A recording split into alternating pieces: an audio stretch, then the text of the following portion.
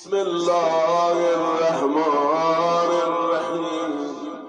السلام عليك يا أبا عبد الله. السلام عليك يا ابن رسول الله. السلام عليك يا خيرة الله وابن خيرته. السلام عليك يا ابن أمير المؤمنين وابن سيد الوسيم. السلام عليك يا ابن فاطمة سيدة نساء العالم. السلام عليك يا ثار الله وابن ثار والبتر الموتون. السلام عليك وعلى الأرواح التي هلت بفنائك. عليكم مني جميعا سلام الله أبدا ما بقيت وبقي الليل والنهار. همه نوع خون ما مزد بشن آغار و صدا بزن یا الله.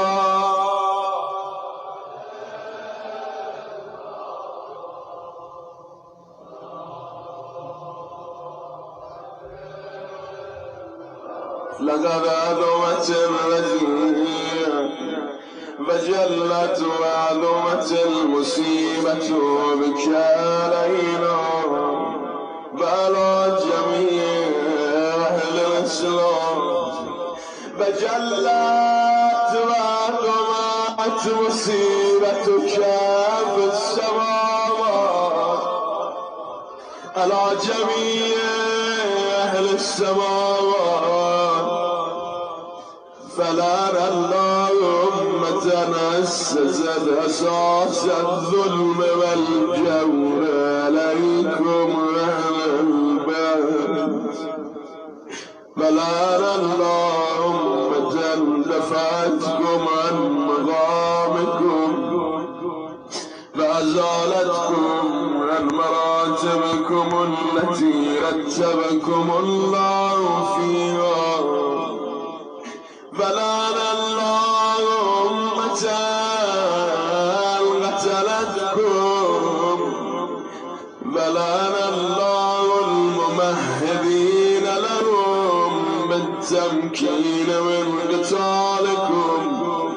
برئت إلى الله وإليكم منهم ومن أشيائهم وأتباعهم يا رب الله. إني سر لمن سالمكم بر لمن عرفكم إلى يوم القيامة. بلعن الله على زياد وآل محمود. بلعن الله بني أمية قاتبا. بلعن الله ابن مرجان. بلعن الله ابن سعد. بلعن الله شبر. بلعن الله أمة أسرشت فالجمال وتلتبت لقتالك. بأبي أنت وأمي لقد عظم مصابي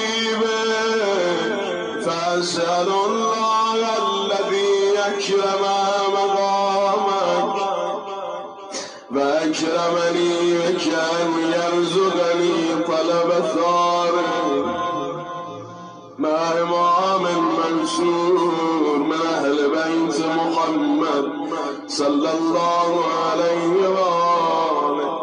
اللهم اجعلني عندك وجيها بالحسين عليه السلام الدنيا والآخرة يا أبا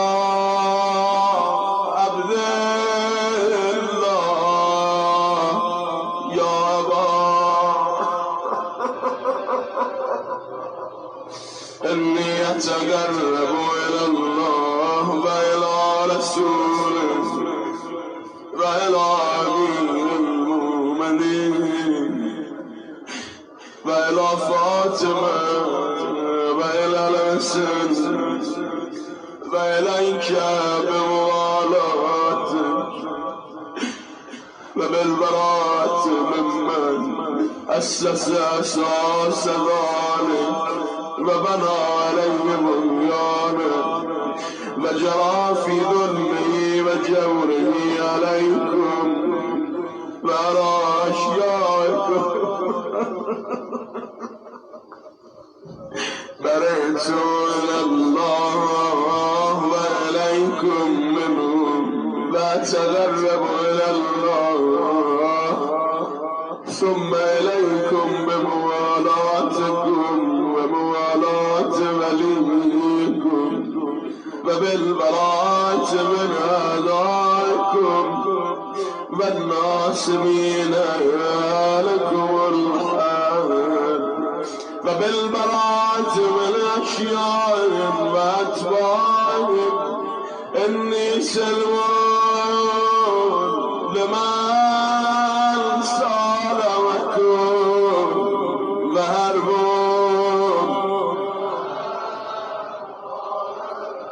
وولي لمن والاكم وعدو لمن عاداكم فأسأل الله الذي أكرمني بمعرفتكم ومعرفة أوليائكم ورزقني البراءة من أعدائكم أن يجعلني معكم في الدنيا والآخرة وأن يثبت لي عندكم قدم صدق في الدنيا والآخرة وأسأله أن يبلغني المقام المحمود لكم عند الله وأن يرزقني طلب الثاري مع إمام هدى ظاهر ناطق بالحق منكم وأسأل الله بحقكم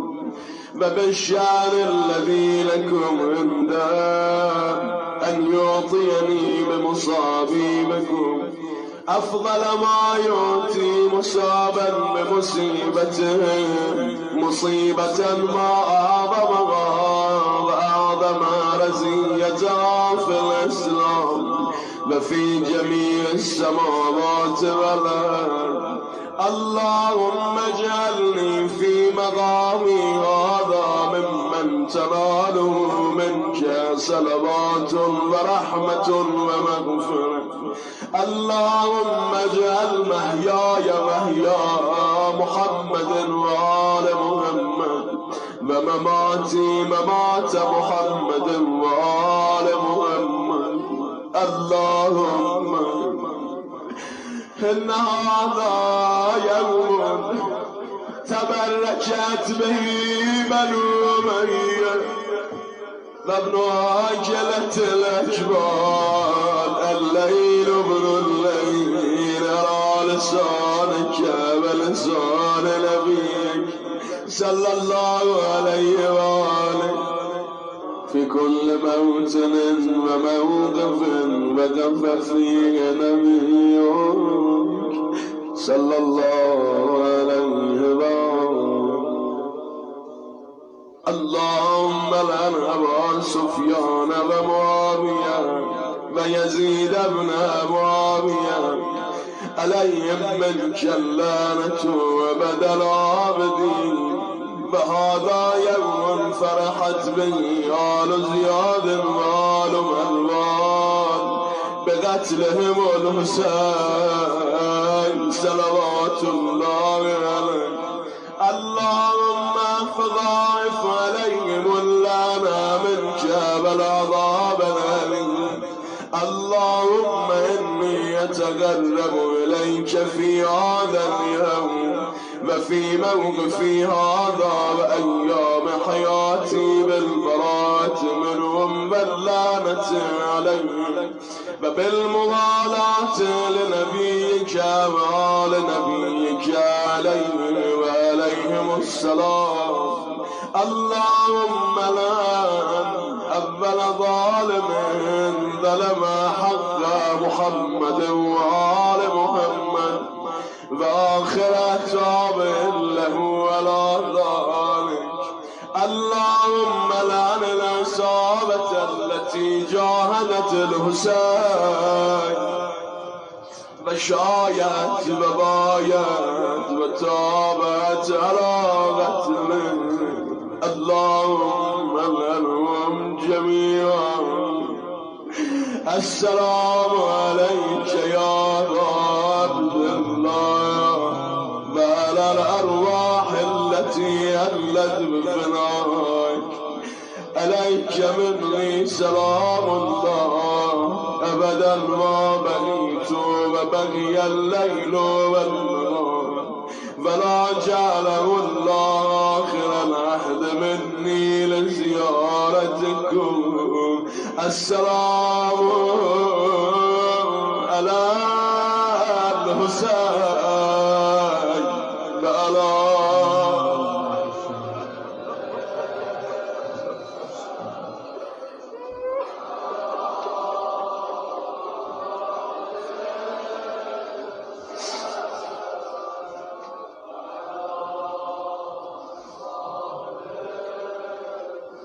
اللهم خص أنت أول ظالم باللعن مني وابدأ بي أولا ثم لعن الثانية والثالثة والرابعة. اللهم لن يزيد خامسا ولعن عبيد الله بن زياد وابن مرجان وعمر بن سعد وشمران وآل أبي سفيان وآل زياد وآل مروان إلى يوم القيامة سر بسجد بالدون. اللهم لك الحمد حمد الشاكرين لك على مصابهم. الحمد لله على عظيم رزيتي. اللهم ارزقني شفاعة الحسين يوم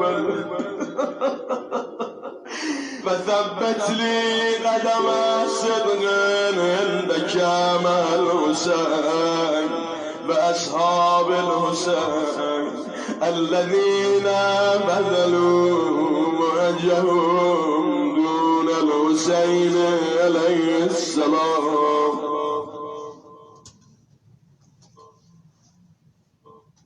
بسم الله.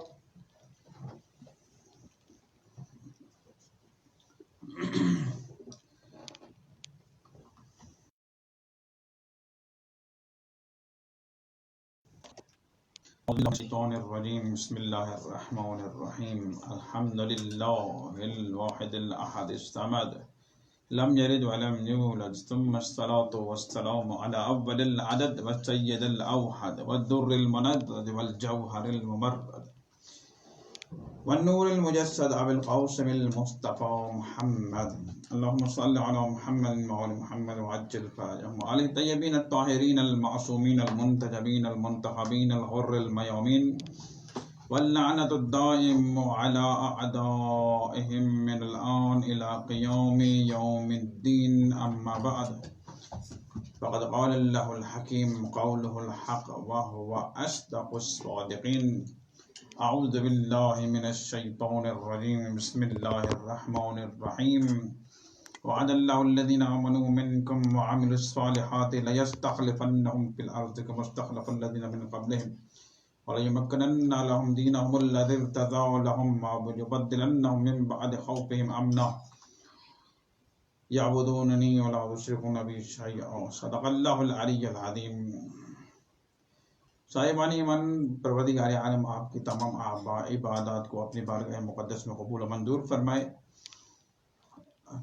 مسلسل 4 دن ہو چکے ہیں اور میں آپ کی خدمت میں محرم الحرام کی 4تھی نشست سے خطاب کر رہا ہوں، اور اس سلسلے کو جاری رکھتے ہوئے کہ رب العزت نے انسان کی ہدایت کے لیے جو احسان کیا ہے، اس احسان کا بدلہ انسان نہیں چکا سکتا، اور بہت بڑا احسان ہے، اور اس احسان کی بنیاد پروردگار عالم نے محمد مصطفیٰ صلی اللہ علیہ وآلہ وسلم کی ذات اقدس گرامی کو قرار دیا ہے۔ رب العزت نے نورانی ہستیوں کو ہماری ہدایت کے لیے منتخب کیا ہے تاکہ انسان اپنے کمال کے درجے تک پہنچے، اور میں نے آپ کی خدمت میں گزشتہ تقاریر میں بیان کیا ہے کہ خلافت اور امامت اور اسی طرح ولایت یہ عہدے الہی عہدے ہیں، اور اسی بنا پر انسان کو کسی قسم کا کوئی اختیار نہیں ہے کہ اپنے لیے اسی قرآن کی تشریح اور تفسیر کے لیے خود اپنے لیے ان بندے انتخاب کرے، نہیں کر سکتا۔ انسان کے اندر صلاحیت ہی نہیں ہے، بلکہ نبی اور امام کو بھی یہ حق حاصل نہیں ہے، رسول کو بھی حق حاصل نہیں ہے، اللہ نے حق خود اپنے پاس رکھا ہے۔ جب تک کہ حکم الہی نازل نہ ہو، نہ نبی کی اطاعت ہو سکتی ہے، نہ رسول کی اطاعت ہو سکتی ہے۔ یہی وجہ ہے کہ اللہ نے جب تک حکم نازل نہیں کیا، اس وقت تک اطاعت کا بھی حکم صادر نہیں کیا۔ جب تک وحی رسالت نازل نہ ہو تو انسان کے اوپر بھی واجب نہیں ہے کہ رسول کی باتوں پر عمل کرے، اس پر کہنا مانے، بلکہ رسول کا کہنا اس وقت ماننا واجب ہوگا جب تک وحی رسالت نہ ہو، جب تک اللہ حکم نہ دے اس وقت تک انسان کے اوپر واجب اور لازم نہیں ہے۔ لہذا اس سلسلے میں کیونکہ یہ بہت ایک بہترین موضوع ہے اور اس موضوع پر گفتگو کرنا عام بات نہیں ہے، اس کو سمجھنے کے لیے قرآن کے مطالب اور مفاہیم کو سمجھنا لازمی ہے۔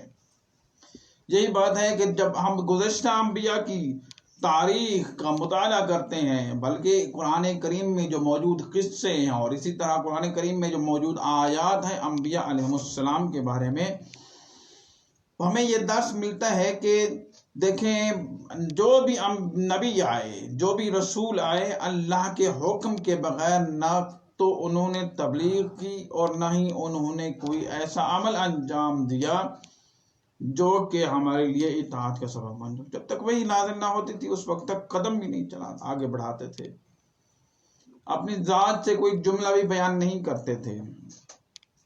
یہی سلسلہ آگے چلتا ہوا خاتم النبیین محمد مصطفیٰ صلی اللہ علیہ وآلہ وسلم کی ذات اقدس گرامی تک پہنچا، اور اس سلسلے کو امامت کے ساتھ متصل کیا، اٹیچ کیا۔ نبوت کا سلسلہ ختم ہوا تو امامت کا سلسلہ شروع ہوا، رسالت کا سلسلہ ختم ہوا تو خلافت الہیہ کا سلسلہ شروع ہوا۔ یہ خلافت بھی اللہ کے حکم کے بغیر نہیں مل سکتی۔ میں نے آپ کی خدمت میں گزشتہ تقاریر میں بیان کیا ہے کہ انسان کو اللہ نے جو عقل دی ہے اسی عقل کے مطابق سوچے اور سمجھے، قرآن کی طرف نگاہ کرے اور دیکھے کہ رب العزت نے ہمارے لیے کیا حکم صادر کیا ہے۔ ہم نے گزشتہ انبیاء کی تاریخ کا مطالعہ کیا ہے، قرآن کریم بھی یہی بتاتا ہے کہ ہر نبی اپنا جانشین، اپنا خلیفہ خود منتخب نہیں کر سکتا، اللہ سے التجا کر سکتا ہے، اللہ سے گزارش کر سکتا ہے، اللہ سے درخواست کر سکتا ہے، کیونکہ وہ مالک حقیقی ہے، وہی انسان کی فلاح اور جو بہبود ہے وہ بہتر جانتا ہے، انسان کی بلائی وہ بہتر جانتا ہے۔ اس سلسلے میں میں نے کل آپ کی خدمت میں حدیث منزلت بیان کی تھی۔ حدیث منزلت کون، یعنی کیا؟ حدیث منزلت سے مراد یہ ہے کہ حضرت علی ابن ابی طالب علیہ السلام کے بارے میں متفق علیہ، اہل تشیع کی کتابوں میں ہو یا اہل تصنع، دونوں نے تسلیم کیا ہے، اور اس پر کسی قسم کی کوئی جرح نہیں ہے، اس میں کسی قسم کوئی بھی خدشہ موجود نہیں ہے، روایت قوی ہے اور معتبر کے ساتھ متواتر بھی ہے۔ جس طرح قرآن متواتر ہے اسی طرح یہ حدیث بھی متواتر ہے۔ جس طرح قرآن کے بارے میں غور و خوض کا حکم دیا گیا، اسی طرح اس حدیث پر بھی غور و خوض کرنا ہمارے اوپر لازم ہے۔ وہ کون سی حدیث ہے؟ وہ حدیث رسول اللہ صلی اللہ علیہ وآلہ وسلم ہے کہ یا علی انت منی بمنزلۃ ہارون من موسیٰ الا انہ لا نبی بعد۔ صحیح مسلم میں بھی یہ روایت موجود ہے۔ اسی طرح بہت سے علماء نے، اور ہمارے علماء نے تو بہت ہی محنت کے ساتھ اس حدیث اور اس روایت کے حوالے سے بیان کی ہے، تحقیق کی ہے، اور پھر کتب عامہ سے یعنی کہ اہل سنت کی بہت سی کتابوں سے انہوں نے نقل کیا ہے۔ علامہ آمینی کو دیکھ لیجیے، علامہ آمینی نے بہت محنت کی ہے، اور محنت کر کے الغدیر جیسے مجموعے کو مرتب کر کے سند اور ایک مہر ثبت کی ہے مکتب تشیع کے لیے۔ بلکہ میں کہتا ہوں یہ اتحاد بین المسلمین کی بہترین دلیل ہے، یہ اتحاد بین المسلمین کا بہترین ذریعہ ہے الغدیر۔ الغدیر کا مطالعہ سب پر لازم ہے، شیعہ ہو یا سنی، اسے تحقیق کے لیے آگے راہ متعین کرنے کے لیے اس کا مطالعہ لازمی ہے، کیونکہ اس میں روایات فقط شیعوں کی جمع نہیں کی گئی بلکہ اہل سنت کی روایات بھی موجود ہیں، اہل سنت کی روایات بھی اس میں موجود، بلکہ ہم سے زیادہ ان سے روایات جمع کی گئی ہیں۔ جو روایت متفق علیہ ہیں، یعنی اہل سنت اور اہل تشیع میں مشہور روایات کو، متواتر روایات کو جمع کیا گیا ہے۔ بہرحال میں زیادہ تفصیل میں نہیں جانا چاہوں گا، تو اس سلسلے میں نے آپ کی خدمت میں عرض کیا تھا کہ حضرت علی علیہ السلام کو مثال دی گئی ہے حضرت ہارون کے ساتھ، اور یہ حضرت ہارون کی اس مثال کے ساتھ جب حضرت امام حسن اور حضرت امام حسین علیہ السلام پیدا ہوئے تھے تو اللہ کے حکم سے یہ پیغام آیا تھا جبریل امین کے ذریعے سے کہ اے نبی، جس طرح ہارون کے بیٹے کا نام شبر ہے، اپنے بیٹے کا نام حسن کا نام بھی شبر رکھیں، اسی طرح جس طرح ہارون کے بیٹے کا نام شبیر ہے، اسی طرح آپ اپنے بیٹے حسین کا نام بھی شبیر رکھیں۔ کیونکہ یہ لفظ عبرانی تھے، اس وقت پیغمبر کریم صلی اللہ علیہ وسلم نے اپنے پروردگار سے التجا کی، پروردگار یہ عبرانی لفظ ہے، تو اس سلسلے میں ہم یہ دنیا، یہ عرب دنیا ہے، اس سلسلے میں کوئی عربی نام تجویز کر دو تو رب العزت نے حسن اور حسین جیسے خوبصورت نام کا انتخاب کر کے ثابت کر دیا کہ یہ ولایت اور یہ خلافت کا سلسلہ نبوت و رسالت سے چلتا ہوا یہ امامت تک پہنچا ہے، اور یہ کوئی عام بات نہیں ہے۔ اسی طرح یہ مہر ثابت ہو گئی کہ حضرت علی بن ابی طالب علیہ السلام کی جو خلافت ہے وہی خلافت ہے، اسی طرح کی خلافت ہے جس طرح ہارون علیہ السلام کی خلافت تھی۔ اور مولا متقین حضرت علی بن ابی طالب علیہ السلام کے بارے میں نے کل عرض کیا تھا کہ جس طرح کے واقعات حضرت موسیٰ علیہ السلام کے بارے میں موجود ہیں، جس طرح کے واقعات اور ان کے بارے میں جو ظلم و ستم روا رکھا گیا تھا، اسی طرح حضرت علی علیہ السلام کے ساتھ بھی وہی ظلم و ستم رکھا گیا تھا۔ جس طرح ہارون حضرت موسیٰ کی عدم موجودگی میں ان کی خلافت کو انہوں نے وہ جو عہدہ سنبھالا ہوا تھا تنہا رہ گئے تھے، اسی طرح حضرت علی بن ابی طالب علیہ السلام بھی تنہا رہ گئے تھے۔ ہم سے یہ کہا جاتا ہے کہ یہ اتنے اصحاب جب موجود تھے، میں آپ کو یہ پہلے یہ بات بھی بتا دوں کہ میں اس سلسلے میں اپنے مطمع نظر کو بیان کر رہا ہوں، مکتب تشیع کے نظریات کو بیان کر رہا ہوں، اور اس سلسلے میں جو دوسرے افراد ہیں اس کو آپ غلط نظروں سے نہ دیکھیے گا بلکہ تحقیقی نظروں سے دیکھیے گا۔ اور اس سلسلے میں جو میں آپ کی خدمت میں بیان کر رہا ہوں تاریخی حقائق بھی ہیں، اور ہم اپنے بچوں کو یہ ذہن نشین کرانا چاہتے ہیں کہ آپ حقیقت تک پہنچنے کے لیے، حقائق تک پہنچنے کے لیے کتابوں کا مطالعہ کریں، قرآن کریم کا مطالعہ کریں، قرآن کریم میں غور و خوض کریں، اور اس سلسلے میں فرقہ واریت سے بچیں۔ ہم تو اتحاد بین المسلمین کے داعی ہیں، ہم تو اتحاد کے حوالے سے سب سے پہلے علم ہم نے اٹھایا ہے، اور یہ ہم نے لہرایا ہے اس علم کو، اس علم کے سائے میں، جو اتحاد کے سائے میں جو بھی آ جائے گا وہ بلا پائے گا انشاءاللہ العزیز۔ تو یہ ہماری اپنی نفسانی باتیں نہیں ہیں، یہ الہی باتیں ہیں۔ رسول اللہ صلی اللہ علیہ وسلم نے اس بارے میں یہ جو اہتمام کیا تھا، ہم اسی کو بیان کرتے ہیں۔ ہم یہ بیان کرنا چاہتے ہیں کہ تاریخ نے فضائل اہل بیت علیہ السلام کو کیوں مسخ کیا گیا ہے۔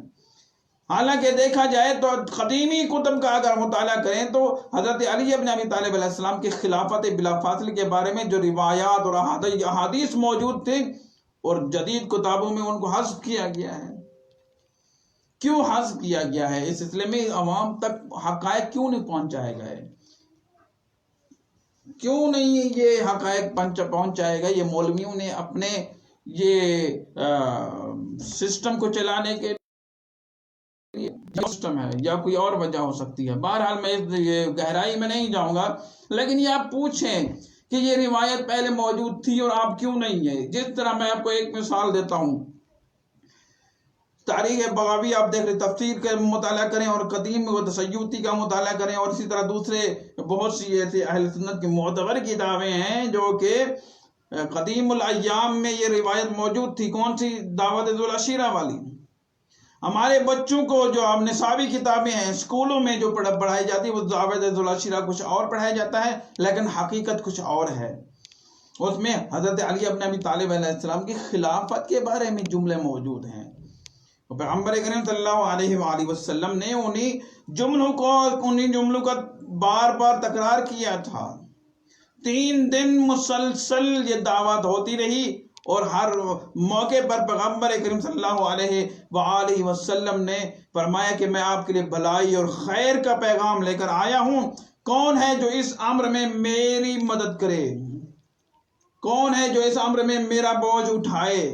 کون ہے جو اس امر میں میرا وزیر بنے؟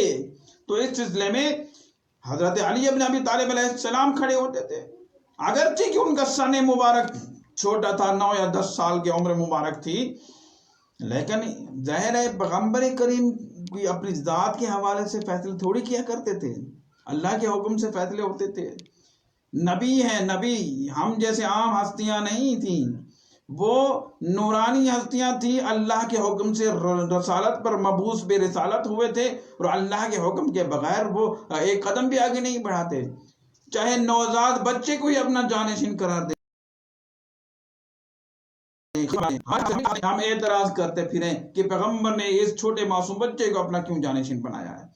نہیں، ہمیں عقل کے ساتھ سوچنا چاہیے۔ ہمیں بھلائی، ہم اپنے لیے خود ہی ذلت خرید لیتے ہیں، لیکن نہیں، اللہ نے خود ہی یہ فرمایا ہے کہ جو بھی اطاعت رسول کرے گا وہ عزت پائے گا، جو بھی الہی امور کی جانب غور و خوض کرے گا وہ عزت پائے گا۔ عزت کی زندگی حاصل کرنی ہے، فَلِلَّهِ الْعِزَّةُ وَلِلرَّسُولِ وَلِلْمُؤْمِنِينَ، عزت اللہ یا اس کے رسول یا مومنین کے لیے ہے۔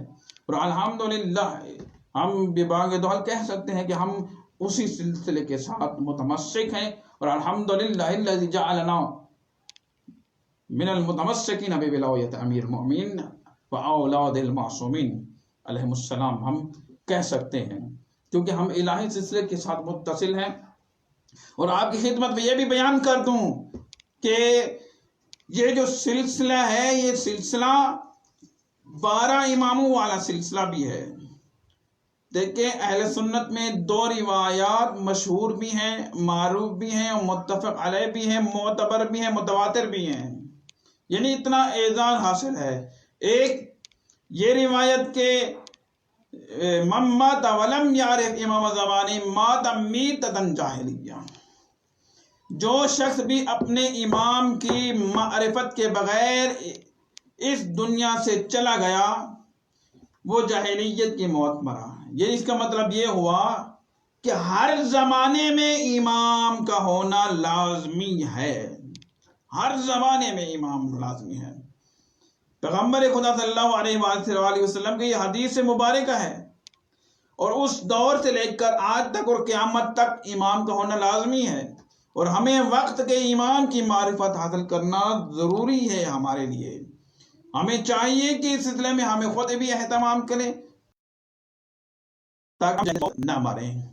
ایک یہ متواتر حدیث، کوئی شک نہیں ہے، اور دوسری یہ کہ الائمۃ من بعد 12 بل خلیفۃ من بعد 12 متفق علیہ روایت کہ میرے بعد 12 خلیفے ہوں گے اور وہ بھی قریش سے ہوں گے. پھر پیغمبر خدا صلی اللہ علیہ وسلم نے ان کو باقاعدہ طور پر اسم گرامی بھی بتایا ہے ان کا جی. اور پھر ہم دیکھیں اس سلسلے میں یا تو کہیں کہ روایات گھڑی گئی ہیں یا کہیں کہ ہم تسلیم نہیں کرتے. ان دو صورتوں میں بھی انسان نہیں بچ سکتا کہ آخر یا تو اگر ان روایت کو تسلیم نہیں کرتے اس کا مطلب ہے پیغمبر خدا کی بات کو تسلیم نہیں کر رہے. اور جب آپ پیغمبر خدا کی بات کو تسلیم نہیں کریں گے اس کا مطلب ہے آپ قرآن کی احکامات پر خلاف ورزی کر رہی ہیں. اس سلسلے میں غور و فکر کی ضرورت ہے ہمیں. تو صاحبان ایمان یہی سلسلہ امامت، یہی سلسلہ خلافت، یہی سلسلہ وصایت چلا ہے اور یہ چلتا ہوا علی ابن ابی طالب علیہ السلام کے سلسلے کو جب آگے بڑھایا گیا میدان غدیر خم سے آگے بڑھائے.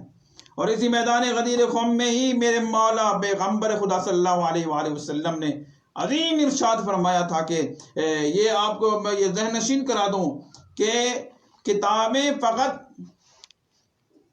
اہل سنت ان کی دیکھنا لازمی نہیں ہے کہ ان کی کتاب میں جو چیز ہو تو وہ ہم اس کو تسلیم کریں. ہماری کتابیں معتبر ہیں. وہ میں آپ کی خدمت میں پہلے عرض کیا تھا گزشتہ تقاریر میں، ہماری جو کتابیں ہیں وہ یہ ہیں کہ ہماری کتابوں کا جو سلسلہ روایت ہے، سلسلہ سند ہے، وہ معصوم سے متصل ہوتا ہے. معصوم سے یعنی پیغمبر خدا کے عظیم جانشینوں سے. اور پھر ہر شخص ان کی عظمت کا اعتراف کرتا ہے.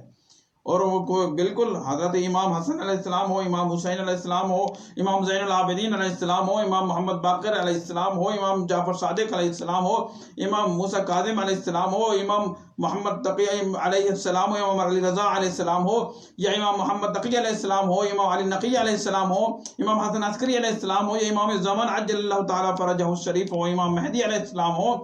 تمام کے تمام ائمہ کا ان کی عظمت، ان کی فضیلت دنیا کے سامنے واضح اور عیاں ہے. اور ہماری روایت کا سلسلہ ان کے ساتھ متصل ہے. اور اہل سنت کی جو کتابیں ہیں وہ سب سینہ گزٹ ہیں، یہ سنی سنائی باتیں ہیں، اوپر ان کو روایت کو جمع کیا گیا ہے. اور آپ کی خدمت میں پہلے بھی بیان کیا تھا کہ 100 سال تک روایات کو بیان کرنے پر پابندی بھی لگی رہی ہے، کیونکہ مکتوبی صورت تک تو ان تک پہنچے نہیں ہیں. لہذا حفظی طور پر جو ان کو یاد تھی وہ بیان ہوئی. اس سلسلے میں جیلی روایات بہت زیادہ گھڑی گئی اور بہت زیادہ خدشہ بھی ہوا تھا. لیکن ہماری روایات میں جیل سازی کا کوئی بھی خدشہ موجود نہیں، اور اگر ہے بھی تو بہت کم، نہ ہونے کے برابر. کیونکہ ظاہر ہے دشمن زمانہ تھا اور اس دور میں یہ روایات اور انہی احادیث کو جمع کرنا بہت مشکل ہو گیا تھا. اور مکتب حبان کے ساتھ بہت ظلم رکھا گیا تھا. یہ تو اللہ کا فیصلہ تھا. الحمدللہ آج آوتاب کے ساتھ شیعیان حیدر کرار موجود ہیں اور بباغ دہل مولا علی علیہ السلام کی ولایت کا اقرار بھی کرتے ہیں اور ساتھ بھی ان کا پرچار بھی کر رہے ہیں. الحمدللہ. مسئلہ یہ ہے کہ آج جو صورتحال ہے وہ یہ ہے کہ اس سلسلے کو سمجھیں کہ ہم پیغمبر کریم نے کیا یہ صورتحال ارشاد فرمائی ہے یا نہیں. وہ اپنی زندگی میں سب کچھ بتا کر گئے ہیں. معاشر الناس انی ادعوها امامتا و وراثتا فی عقبی الى یوم القیامہ وقد بلغت ما امرت بتبلیغه حجتا على كل حاضر و غائب وعلى كل احد ممن شهد او لم يشهد ولد او لم يولد فليبلغ الحاضر الغائب والوالد الولد الى یوم القیامہ. پیغمبر کریم نے عظیم ارشاد جو اس میں بیان فرمایا وہ یہ ہے کہ اے لوگو انی ادعوها امامتا و وراثتا فی عقبی الى یوم القیامہ، میں خلافت کو امامت اور وراثت کے طور پر قیامت تک کے لیے اپنی اولاد میں سونپ کے جا رہا ہوں. وراثت کے طور پر سونپ کے جا رہا ہوں فی عقبی الى یوم القیامہ، قیامت تک. یعنی آپ اس لحاظ سے اندازہ لگائیں فقط امامت اور ولایت کا اعلان نہیں ہوتا بلکہ مولا علی علیہ السلام کی خلافت کا بھی اعلان ہوا تھا. تو پھر کیا فرمایا وقد بلغت ما امرت بتبلیغ، جس چیز کا مجھے حکم دیا گیا ہے اس کو میں نے پہنچا دیا ہے، یعنی اللہ کے حکم کے مطابق ہی یہ امر انجام ہوا ہے۔ پھر کیا ہے حجتاً علی کل حاضر و غائب، حاضر و غائب دونوں کے لیے حجت ہے، یعنی قیامت تک جو بھی آئے گا اس کے لیے حجت ہے۔ علی کل حاضر و علی کل احد ممن شہد او لم یشہد، جو یہاں پر مجھے دیکھ رہا ہے یا نہیں دیکھ رہا، تمام اصحاب موجود ہیں ابھی یا ان کی اولاد آئے گی، سب کے لیے حجت ہے، سب کے لیے دلیل ہے، سب کے لیے واضح طور پر نشانی ہے، اور سب کے لیے میں بیان کر رہا ہوں کہ یہ اللہ کا حکم ہے، اس پر سر پیچی ممکن نہیں ہے۔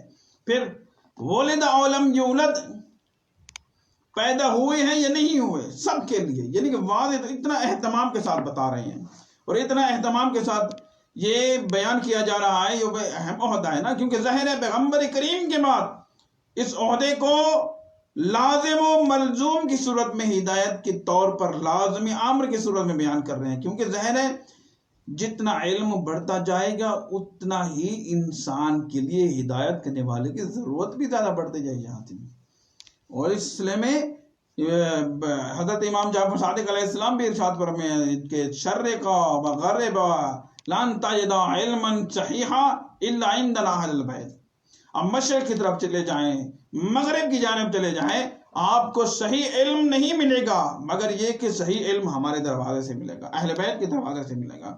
یعنی کہ آپ کے پاس بہت سے ایسے لوگ آئیں گے، بہت سی یونیورسٹیز بنیں گی، کالجز بنیں گے، بہت سے ادارے بنیں گے، اپنے اپنے علم کا دھاوا، اپنے اپنے علم کے دھاگ بٹھانے کے لیے تو سب پر حاوی ہونے کی کوشش کریں گے، لیکن اگر آپ کو پریشانی ہے تو ان پریشانیوں کا حل اہل بیت علیہ السلام کا علم ہے، اس سے ہی آپ کو نجات مل سکتی ہے۔ تو صاحبان ایمان پہ یہ اور حکم ہے، آخری حکم بیان کر کے میں اجازت چاہوں گا، وہ یہ کہ پیغمبر نے فرمایا فَلْيُبَلِّغِ الْحَاضِرُ الْغَائِبَ وَالْوَالِدُ الْوَلَدَ إِلَى يَوْمِ الْقِيَامَةِ، پیغمبر نے فرمایا کہ تمہارے اوپر لازم ہے تبلیغ ولایت کریں، تبلیغ ولایت و خلافت و امامت کریں، ہمارے اوپر لازم ہے۔ اس کے فَلْيُبَلِّغ تاکید کے ساتھ حکم دیا گیا ہے کہ آپ کے اوپر لازم ہے کہ تبلیغ کریں، کس چیز کی؟ ولایت کی تبلیغ کریں، ولایت علی ابن ابی طالب کی تبلیغ کریں، خلافت علی ابن ابی طالب کی تبلیغ کریں، بتائیں کہ اصل رہنما تو یہی تھے، دنیا کہاں بھٹکتی پھر رہی ہے، دنیا کس طرح روگردان ہو کر اپنے لیے پریشانی کا سامان پیدا کر رہی ہے۔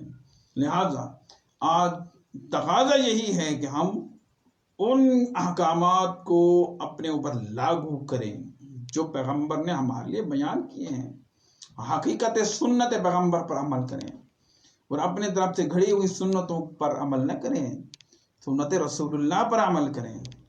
پھر اجازت فرمائے والوالد الوالد الی یوم القیامہ، باپ پر واجب ہے کہ اپنی اولاد کو ولایت و خلافت علی ابن ابی طالب علیہ السلام کے بارے میں بتائیں۔ یہی ولایت غدیر کے پیغام کو لے کر چلے تھے حضرت امام حسین علیہ السلام میدان کربلا میں لے کر چلے تھے، اور یہی وجہ ہے کہ حضرت علی ابن ابی طالب علیہ السلام کا جو یہ سلسلہ خلافت تھا امام حسن تک منتقل ہوا تھا، اور پھر اسی طرح امام حسن کے بعد امام حسین علیہ السلام تک منتقل ہوا۔ امام حسین علیہ السلام نے اسی خلافت کی حفاظت کے طور پر قیام کیا تھا، لوگوں نے پیغمبر کریم کے احکامات پر عمل کرنا چھوڑ دیا تھا، پیغمبر کریم نے جو ان کو انسان بنایا تھا وہ اپنی انسانیت کے دائرے سے نکل کر پھر جہالت والی دائرے کی جانب چلے گئے تھے، اسلام کھوکھلا ہو چکا تھا، فقط نام کا اسلام رہ گیا تھا، کلمہ پڑھتے تھے لیکن کلمہ جس کا کلمہ پڑھتے تھے اس کی اولاد پر ظلم و ستم روا رکھا گیا تھا۔ میں نے آپ کی خدمت کل عرض کیا ہے کہ یہ میرے مولا حسین علیہ السلام میدان میں آئے تو جنگ کرنے کے لیے نہیں آئے تھے، قیام کیا تو جنگ کا قیام نہیں تھا، اصلاح کا قیام تھا، لوگوں میں اصلاح کرنے کے لیے آئے تھے تاکہ لوگوں میں افراتفری ختم ہو، لوگ ایک دوسرے کے دستے گریبان نہ ہو، لوگوں کے درمیان میں جو دھاک بیٹھ گئی تھی وہ تلوار کی زور کی دھاک تھی۔